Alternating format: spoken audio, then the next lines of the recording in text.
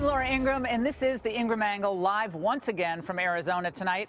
We're just 4 days away from the critical midterm elections, and there are really two things that currently hang in the balance.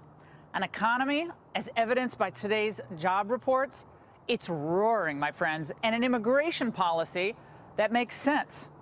And my simple message is this: let's not stop success, America. Since we're here in the Grand Canyon state, we thought it was really important to talk to some of the voters here. So I'm talking about people of different political affiliations, different races, different walks of life, to hear firsthand what really matters most to them ahead of Tuesday's elections. Now, these are the voters who are going to decide the neck-and-neck Arizona race now between MarthaMacCallum, Republican, and the Democrat Kyrsten Sinema. We're going to talk to McSally just ahead, but first, we wanted to hear from the voters themselves. We started this evening with the pressing issue of immigration and how illegals have affected this border state. Raymond Arroyo joined me for the questioning of this group. Here's part one. I want to begin with an issue that is front and center right now, and that's the issue of immigration. Now, there are multiple caravans barreling toward our southern border, and as a border state here in Arizona, a lot of the migrants could end up in your own backyard. So, show of hands here. How many of you think we should welcome all members of the caravan despite evidence that there are criminals within the group? Raise your hand. All members of the caravan. Oh. I don't think there's criminals in the group. You don't think there are any criminals? No, I don't think there's any criminals. I think there are women and children who are trying to get away from fear and military dictators and all kinds of other problems in their countries, and they're looking for asylum. Actually, Griff Jenkins was our correspondent down, and he's been with the caravan for a number of days. He interviewed various members of the caravan, and this is what he found out on Sunday. Let's watch. Are you willing to break the law to get back to the United States? Yo quiero entrar y pedir un perdón. He says he wants to apply for pardon for the felony he committed. Can you ask him exactly what happened? ¿Cuál es tu felonía exactamente? Number three. A third-degree felony? Intento de matar. Attempt of murder. Dan, your reaction? My reaction is that most of these women and children and families are coming here for asylum, and they're doing it the right way. You have to go to a port of entry, you have to turn yourself in at a port of entry, and you have to apply for asylum. Now, if they don't fit asylum, then they have to go back. But if they meet the criteria for asylum, they're not breaking the law. They should be let in. Now, let's listen to what President Trump has to say about the way women feel about this caravan. I don't want them in our country. And women don't want them in our country. Women want security. Men don't want them in our country, but the women do not want them. Women want security. Terry, I saw you nodding your head or shaking your head a minute ago. I don't care if nobody is a criminal. Have some respect for this country and do it the legal way. I'm a lifelong Democrat. I switched over for Trump just to vote for him. I've always felt this way. If we let these people come in this way, it's going to set a precedent. They're suffering everywhere in the world.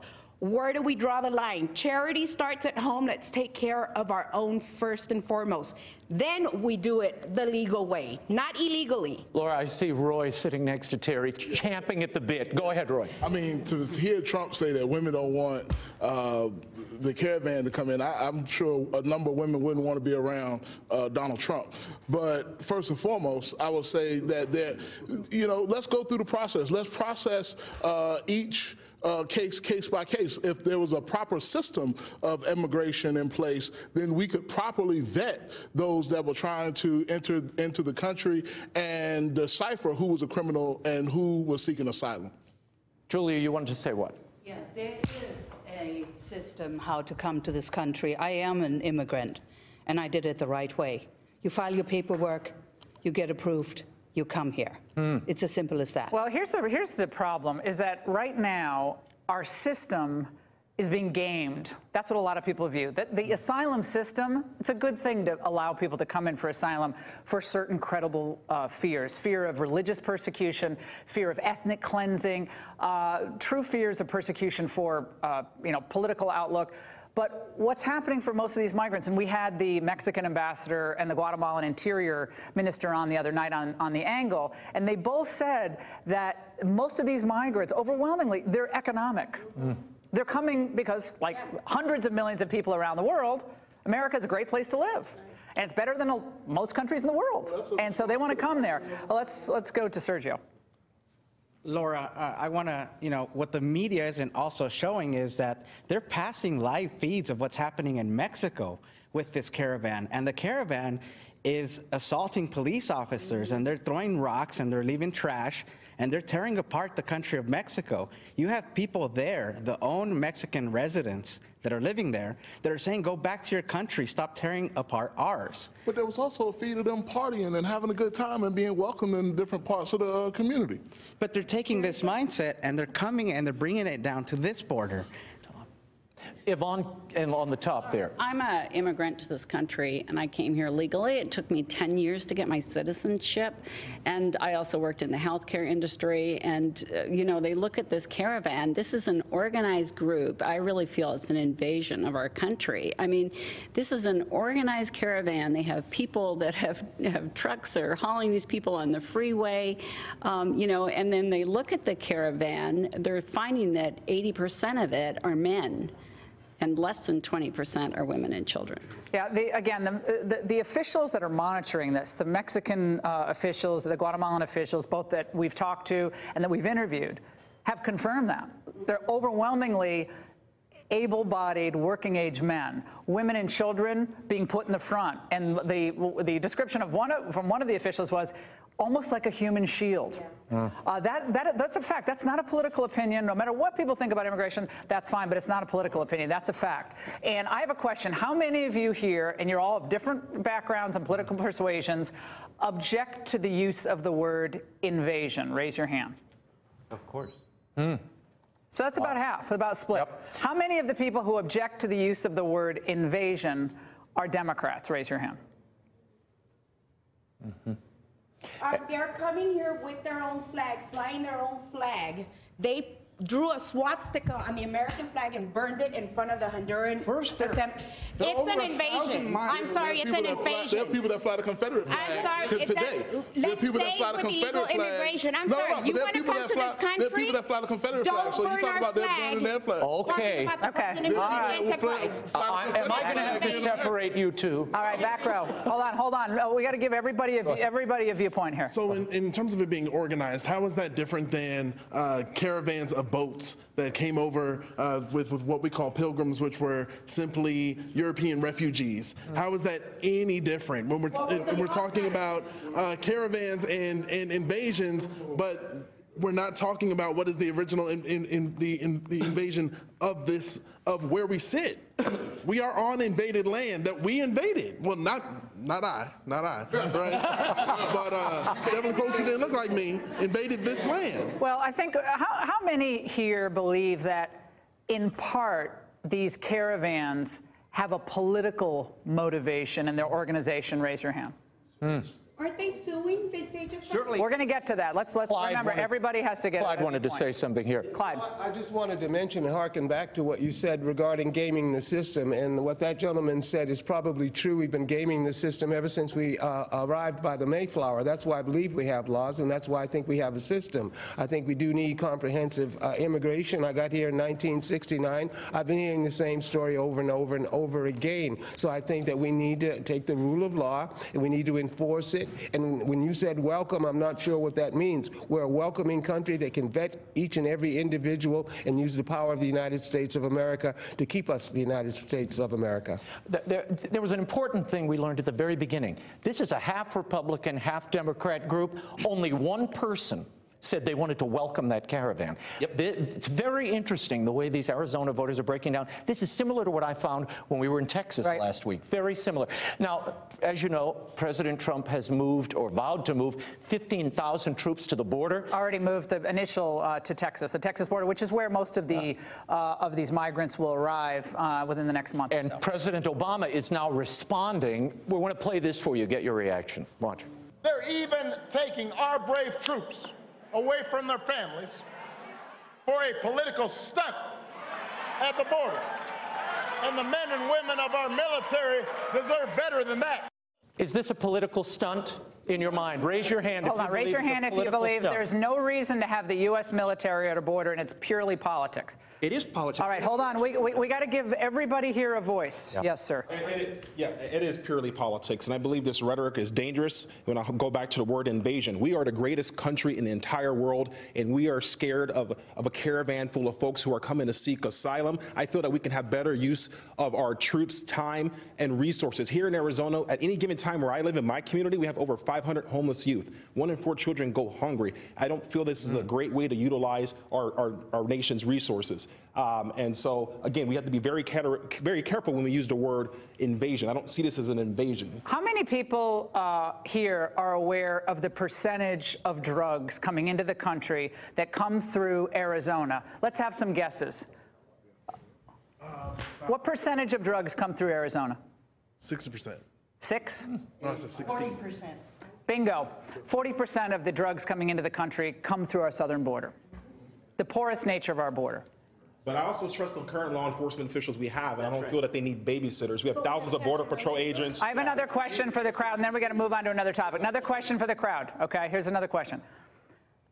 Do you prefer our military to enforce the borders of other countries, which they're doing in Syria and Iraq, in Afghanistan, mostly in the Middle East, or enforcing, if necessary, the borders of the United States?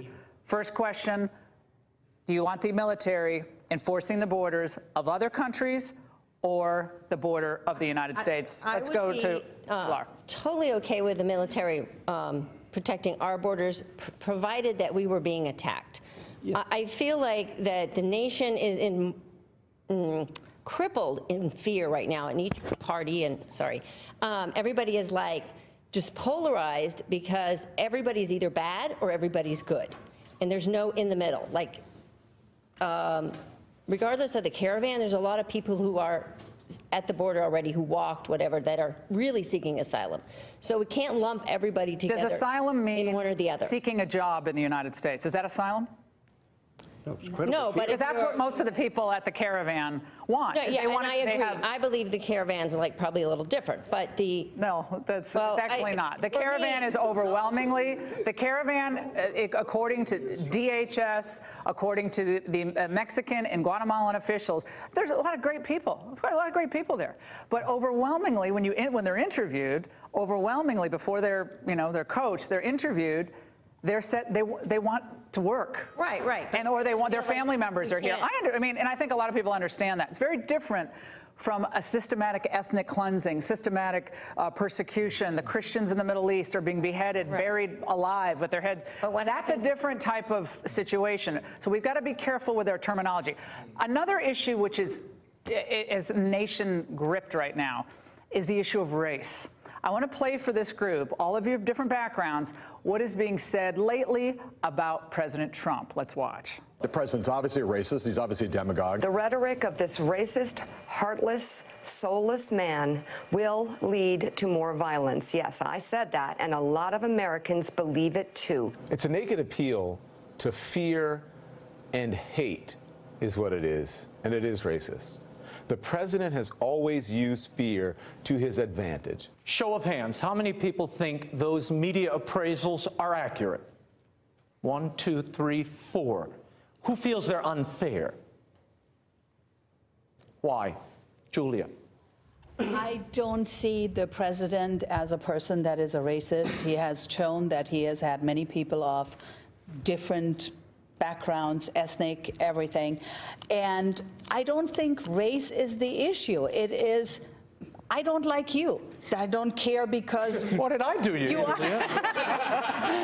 because who you are. It doesn't matter of your background, whether you were English, German, white, Asian. It doesn't matter. It's constantly used to make this man look bad. Use something different. Try something new. How many people here believe that the charge of racism is used too casually in the United States? Raise your hand. Why? Clyde. Well, I just think that what you're seeing is the last gasp of a desperate group that needs votes, because that's all the Democrats have. And you notice they're very quiet about Louis Farrakhan, and I went to the same school as he did in Boston, know quite a lot about that gentleman.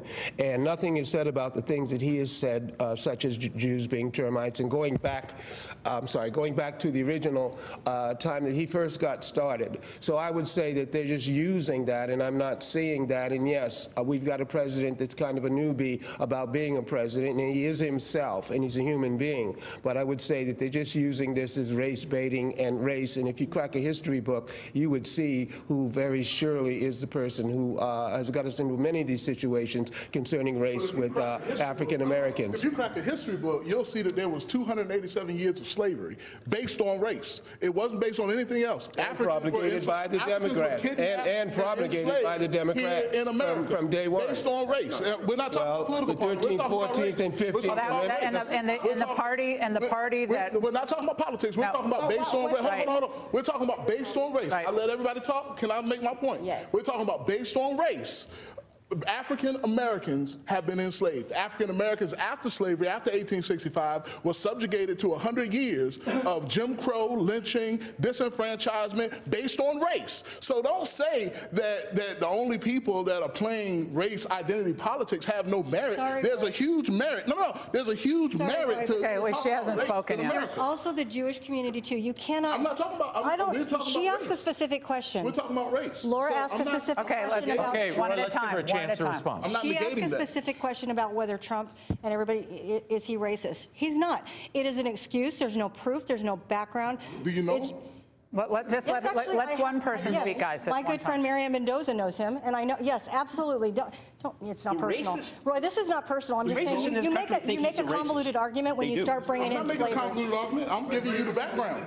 I'm giving you the history of the country. Okay, one at a time. Okay, guys. Economic opportunity in the United States. We're going to get into this. What's happened economically, and whether that has an effect in making people see things maybe a little bit differently, especially Latino communities, African American communities, Asian communities, and how prosperity is rising across the board. Up next, Trace Gallagher is going to highlight some of the tightest Senate races, and then we're going to talk to Arizona Republican senatorial candidate MarthaMacCallum. Stay there.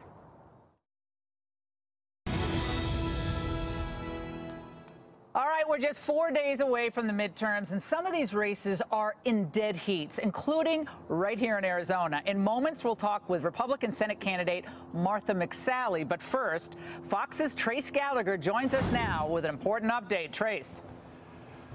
Hi, Laura. If you look at just the Fox News polls over the past 2 months, the Indiana Senate race has seen a significant shift in the numbers. In September, GOP challenger Mike Braun was up by 2 points over Democratic incumbent Joe Donnelly. In early October, that flipped and Donnelly was up by 2. Now, Donnelly has increased the lead to 7 points, but don't write off Mike Braun just yet, because according to the Real Clear Politics average, Donnelly is up by less than 1 point, meaning this race still appears to be a dead heat. In the Show Me State Senate race, no matter what polls you look at, it is a toss-up. The RCP average has Republican challenger Josh Hawley leading by 2 points over Missouri Democratic incumbent Claire McCaskill, and that's within the margin of error. The Fox News poll has them deadlocked at 43% each, and it's been that way for the past month. And we should note that polls also show Missouri Democrats appear to be more interested in the election than Missouri Republicans. Republicans, even though 54% of likely Missouri voters approve of the president's job performance. The Florida Senate race seems to change with the seasons. For most of the spring, Democratic incumbent Senator Bill Nelson held a very steady lead over Florida Republican Governor Rick Scott. Then came summer, and Rick Scott took the lead. But now the leaves have changed, and so have the polls. According to the RCP average, Bill Nelson is back on top by 2 points. It appears Rick Scott could use a heat wave. Finally, to Arizona, where Fox News polls showed Democrat Kristen Sinema and Republican MarthaMacCallum dead even at 46% each. That's a bad trend for Sinema, who was up by 2 points in early October and up 3 in September, although the Real Clear Politics average still has Sinema up by just over a half point. But all of these polls were taken before Green Party candidate Angela Green dropped out and endorsed Kristen Sinema. And we should note, Sinema was a Green Party activist, but has tried very hard to distance herself from her past. Laura. All right, thanks so much, Trace. And joining me now to discuss that latest toss-up that Trace just mentioned is the woman vying to become its next senator, Republican MarthaMacCallum of Arizona. Congresswoman, thanks for being here tonight. I want to start with immigration. We just completed a focus group so important for the voters of the state. How is your view on immigration different from your opponents? Well, it's like night and day. I represent a border district. I chair the Border Security Subcommittee, and I'm working with President Trump to make sure we build the wall, secure the border, close these crazy loopholes that are being taken advantage of every single day, end chain migration, the visa lottery, and, move forward in a way that is protecting Americans. My opponent was actually an activist helping people cross illegally in her past, and even though she's had amazing political makeover trying to fool the voters here, she's voted to support sanctuary cities. And a really important vote here that's meaningful in Arizona is she voted against Grant's Law. This was named after Grant Ronenbeck. Yes. And the Angel families have endorsed me. They had a press conference the other day. She refused to meet with them.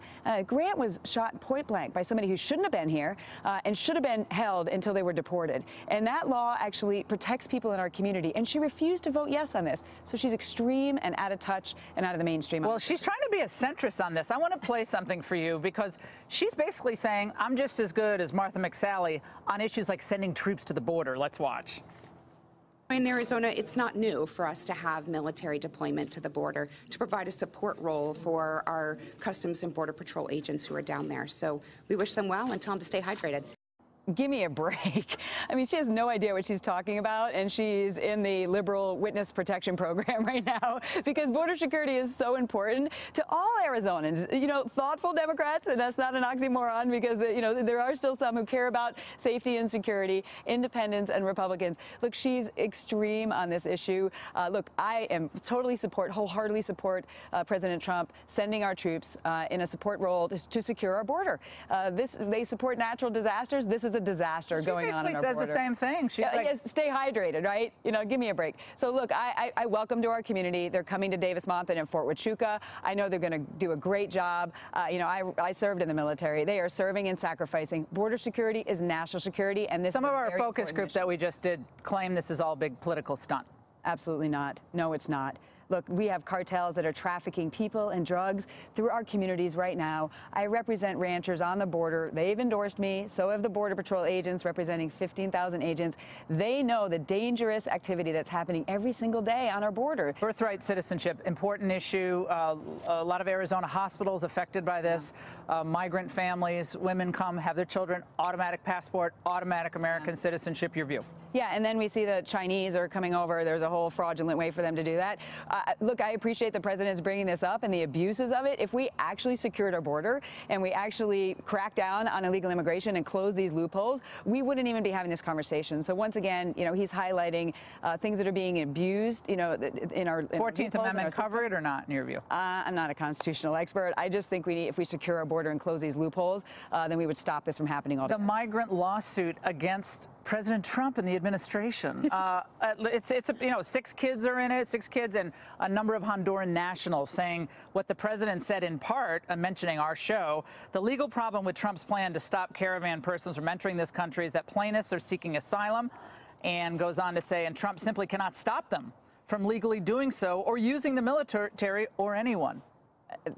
You can't make this up. I mean, this is just another example of people trying to take advantage of the weaknesses in our laws that we in Congress need to fix. My bill, which you also very strongly supported, often called the Goodlatte bill, but it was the Goodlatte-McSally bill, McCall and Labrador. We work really hard on this and with President Trump to close these loopholes, to make sure that people can't just show up and demand to be in our country and be released into the interior of the United States. This is happening every single day here in Arizona. Hundreds of little mini caravans are taking advantage of this. And now they're trying to sue the president. This has to stop. We must secure our border now. Are you worried about this Green Party kook now endorsing Sinema? It was polling at about 6%, but she's a centrist. But suddenly the Green Party person likes the centrist? Well, Sinema actually was a Green Party activist and first ran for office as Green Party, ran Ralph Nader's campaign. So it actually, I think, is, a completion of her being identified for who she truly is. Angela Green, the Green Party candidate, was true to herself as a liberal. And the fact that she's getting behind Sinema hopefully should have people wake up and realize Sinema's not a moderate. She's an extreme liberal. She's out of the mainstream. And this just brings it back to full circle of where her roots are. Why is this race so close? Money. Chuck Schumer, George Soros, and others have poured tens of millions of dollars into Kyrsten Sinema to present this image to the Arizona voters that she's actually right of center. It's not true. It's the biggest political cover-up in Arizona history.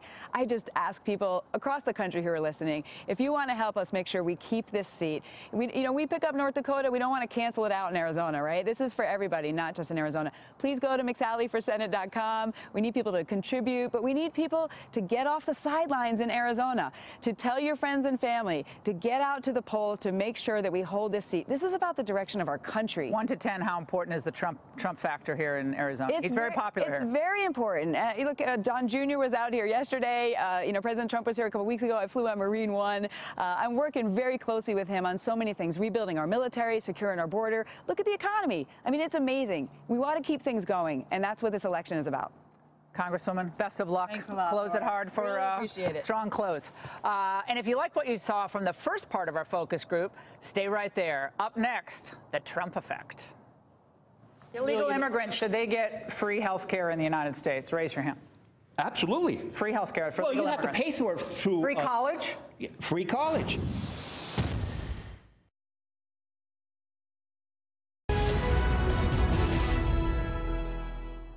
Well, as you'd expect, President Donald Trump looms large over these midterms, no matter what party you're supporting. What did our focus group think about the so-called Trump effect? Watch. 29% approval rating now among African Americans in the latest poll for this president. 29%. It was 11% a year ago. And this is not a conservative poll. This is this is, I believe, the Harvard-Harris poll. Yep. And so that's a significant increase.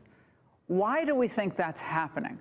And do we think Democrats are freaking out about that? Yes, they are freaking out. A lot of people aren't reporting when they're unemployed over a long period of time. That statistics show that people no longer report or no longer on the books when they're unemployed for a long period of time. And many African Americans have experienced long-term unemployment, so they're not even being counted. Well, I think the unemployment rate with the African American community is the lowest it's ever been. But he's saying it's not real. The number's not real. But well, that's what he's saying. Racist, but that's what Roy says. Sooner because he has done more for the Latino and black community than Obama ever did. And I voted for the man. He has done more for our community. He just says it. That's what they do. But, there's a disconnect. Yeah. Guys, we have to move on from this topic. But just want to close this out. Do charges of racism encourage more speech? Or limit speech? I get the sense that people kind of pull back when the charge is made. That people pull back. We just witnessed neo-Nazis marching. We just witnessed neo-Nazis marching in Charlottesville. Tristan, you wanted to say something, Tristan? Tristan, I don't feel like people are pulling back at all. We have just recently with the 3 events that happened just recently, and I don't like to point out like, this political side did this or that. That's useless and divisive. But we should acknowledge that the guy that sent all these bombs, He did have that van, and he was a devout supporter. And then with the shooting in the synagogue, he was a devout supporter. And no, he wasn't a devout. No, Sorry. Okay, hey. He was not. Thank you for correcting me. Thank you for correcting me. And Steve Scalise was almost killed, and he was a Bernie Sanders supporter. Well, let's just go back to it. Guys, you guys can't dominate. You guys can't dominate. We're listening to Tristan. We have Tristan as a young person. We want him to hear. And thank you for calling me out on that, for real. Like, thank you. But still, the climate that we're in right now, people are really willing to do and say these things, and it's not a right or left thing. It's all over the place. I feel like conversation there's a lot of conversation, and sometimes it gets really messy, and honestly, that's sad.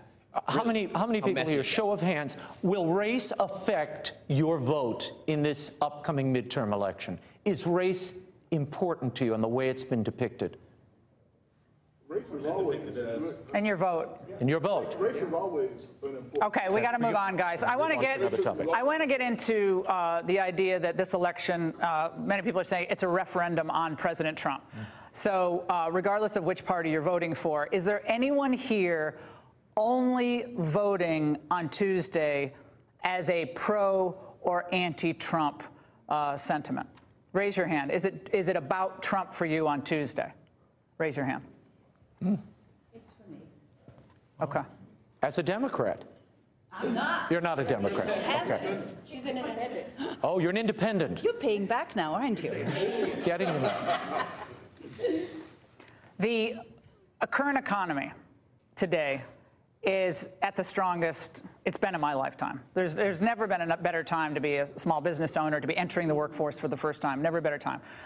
Today, news came out, 3.5% wage increase, which is the largest we've had since 2009. Unemployment is down to a 1967 low, which is fantastic across all economic strata. How many of you here today give Trump credit for this economic revival and the wage increase? Raise your hand. You haven't spoken, another young person. I want to hear from the youth.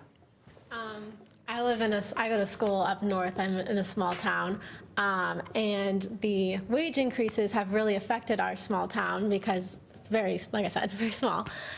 So it's really hard not only to find jobs because small businesses can't afford to pay its workers, but it's really hard just to, like, a lot of those companies are going out of business, and we're losing a lot of really valuable companies that were really important to our market. Debbie. I'm a small business owner, Latina-owned, woman-owned. Mm-hmm. And actually, the taxes from Trump have done very well for our small business.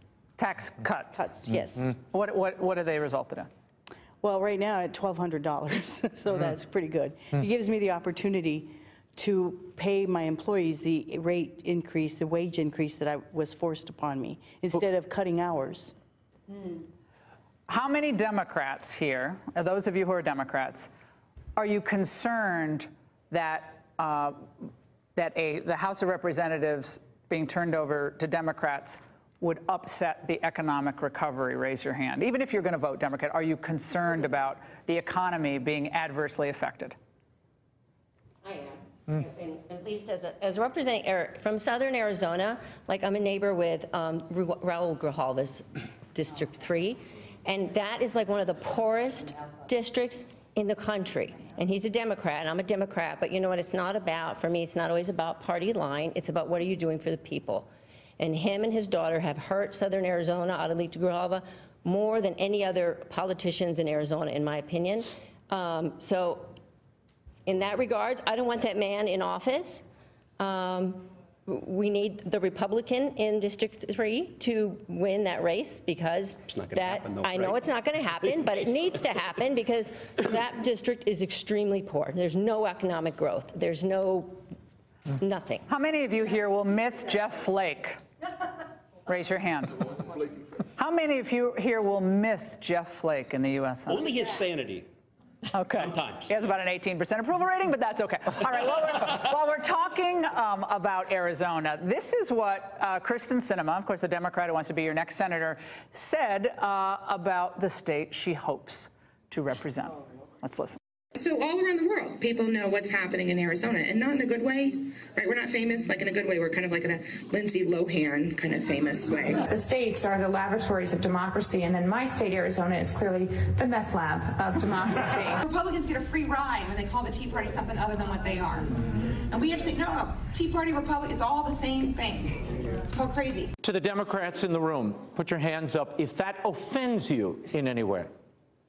Well, it depends. I couldn't really hear it very well. I have a lot of disagreements with Kyrsten Sinema over the years, and I'm a good friend of hers.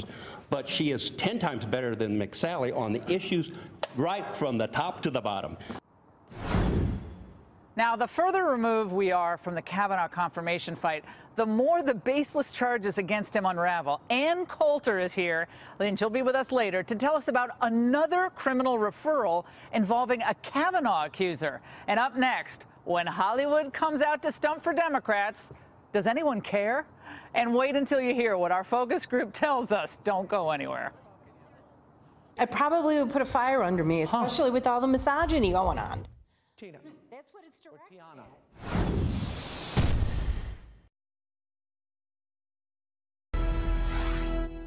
Oh, the Democratic candidates are bringing out the big guns. Celebrities are making ads, knocking on doors as the White House pushes back. You get a vote, and you get a vote, and you get a vote. Hi, it's Will Ferrell. I'm here at Kennesaw City, home of the Owls. Woo! Woo-hoo! Trying to get people to volunteer. I'd like to remind Stacey and Oprah and Will Ferrell, I'm kind of a big deal, too. This ain't Hollywood. This is Georgia.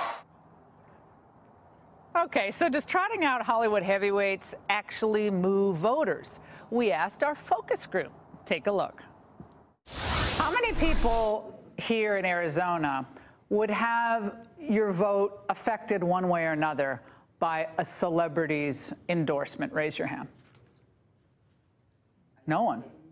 Either side. It's insulting that they're out there. They have a right just like anybody else. Go ahead. Alex, you're one of the people they're targeting, young people. Your reaction to that? As much fun as I have seeing Kanye West and Donald Trump in the White House with the hats on, I'm not going to base my political views off that. And you can get your mileage out of it, but at the end of the day, you probably should not make that the be-all, end-all. Take a look at this brand new political ad directed by a brilliant film director and actress, Jodie Foster. If somebody asked you, what do you care about? What would you say? Losing your health care, equal pay, equal rights. What really, honestly matters to you? If basic human rights matter, then vote. If women's rights really are human rights, then vote. Don't lose hope. To the ladies here, would that ad in any way motivate you to go to the polls? Show of hands. Yes, if it would. In the back. Why? Well, if I wasn't going to vote or had no motivation, I probably would put a fire under me, especially with all the misogyny going on. What is the most important issue for all of you, both parties, no parties, on Tuesday? The most important issue? I think for Arizona in general right now, I think their top issue is clearly immigration. And it's driven by the caravan that it's on its way here. And I think we talked about it, but there's a twofold there with immigration. There's the regulatory system that's broken, but there's a border security issue that's also broken. And that's why you have to see the military making sure we send a clear signal that we're just not going to let people in our back door. The number one issue is healthcare. Healthcare for all. That's the biggest issue. I mean, people need how many 35 million people are without health care? Including the new illegal immigrants. Should they get free health care in the United States? Raise your hand. Absolutely. Free health care for illegal immigrants. Well, you have to pay through free college? Free college. Oh, all right. Let's go. Absolutely. You better make a lot of money. Support that idea. Free college, free health care for illegal immigrants. Do African Americans or veterans all get free college? We have 300,000 veterans living on the street. Homeless veterans on the street tonight. My kids. I pay health care in Germany, and there's 60% taxes. So do you want Medicare for all is not free. It's all free. I'm on Medicare. Medicare, I have. There won't be any Medicare dollars for you, my friend. All right. 53% of us are working. 40 to pay taxes. We are supporting those people, whether they're illegal or whatever. I can't work anymore and I can't pay any more taxes. 47% are on the dole. How much greater does that number need to go before we become a socialist country? Hold on, guys. While we're talking about that, birthright citizenship, should children born by neither parent is an American citizen, neither parent is here legally as a worker or anything like that, but just a legal immigrant in the United States, has a child, should that child immediately become an American citizen? Yes. Of course, it's a 14th Amendment. Show of hands. 14th Amendment, yes. It's a 14th Amendment. It's in the Constitution. So all children, so 300,000 children of illegal immigrants automatically become. They should be citizens. Okay. All right, it got really raucous there. We could have done the whole hour on this. I want to do more of these. So much fun. Another Kavanaugh accuser, by the way, facing potentially severe criminal punishment over a false claim against the now Associate Justice of the Supreme Court. Ann Coulter is here next to break it all down and what it could mean for the midterms.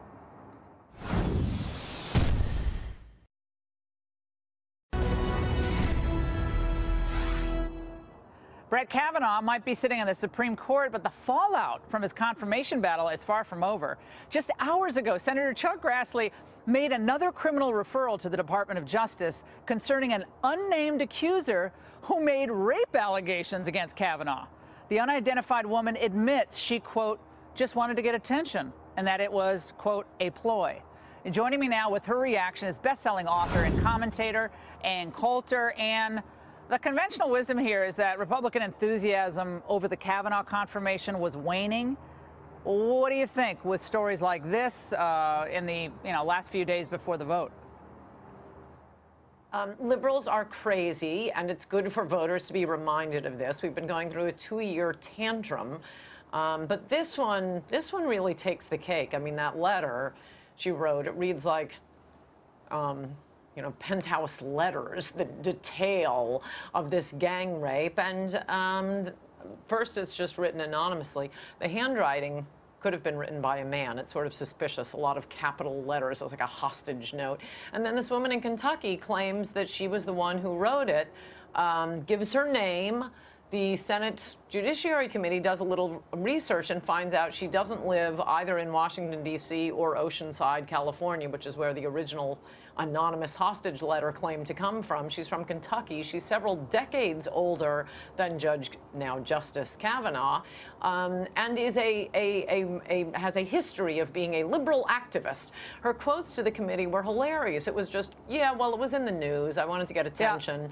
Yeah. He had to be stopped. Yeah, but Ann, isn't this good, though, to make these people pay? And it reminds me of, like, this leak that came out of the Feinstein office. I've been talking about this since it happened. This must be investigated, and it must be pursued. Republicans are going to hold on to the House unless something really wacky happens. This can't be dropped by Lindsey Graham when he takes over the committee. I think you've got to go in. I want everybody's emails. I want everybody's texts. And I want to know who leaked that Blasey Ford letter. I want to know who did that. It was a travesty what happened to him. Yes. What often happens in these cases is our side, okay, he's on the Supreme Court. Let's move on. Let's be good guys. But because that will be repaid by good behavior from the left. No, we will never get good behavior from the left. And, whether it's, Duke Lacrosse or the UVA gal or mattress girl up at Columbia, there have just been all of these fake rape allegations, which happen to be the fake allegations made against now Justice Kavanaugh. And the false accuser doesn't get prosecuted. In the Duke Lacrosse case, she went on to stab her boyfriend to death.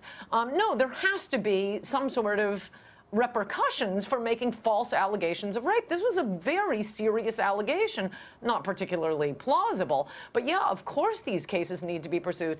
One other thing, I think this is why, contrary to what everyone else will be telling President Trump, the next nominee he gets to the Supreme Court, I don't care whom he is replacing, it has got to be a man, because we now know what the left's playbook is. I mean, they did it 29 years ago to Justice Thomas. They did it again to now Justice Kavanaugh.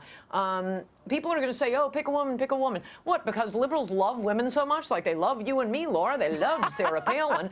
But they're not. If they try to pull another false rape allegation, I don't think anybody's going to buy it in the next few years. It absolutely should be a man. Yeah, I think it should be the best person. I don't care what your gender is, what you're the best and most conservative, judicially conservative pick, whoever that is. But I agree. Doing the bean counting, Ann, never works for conservatives. You've been way ahead of the curve on that issue, and obviously immigration and so many others. Thank you so much. Ann Coulter here on the Laura Ingraham Show and on the Ingraham Angle, of course. I still have radio on the brain. All right, when we come back, a preview of my Monday night closing argument next. MarthaMacCallum, good luck. You're going to be singing the national anthem tomorrow at the ASU football game. I'll be there. I'll be watching. And her opponent, Kristen Sinema, is going to be taking part in the coin toss. And on Monday, I'm going to deliver my closing arguments to all you voters across the country. If you're on the fence, forget it. Forget the noise. I'm going to tell you about moving forward, not backward. Pull the lever for Republicans. That's what you got.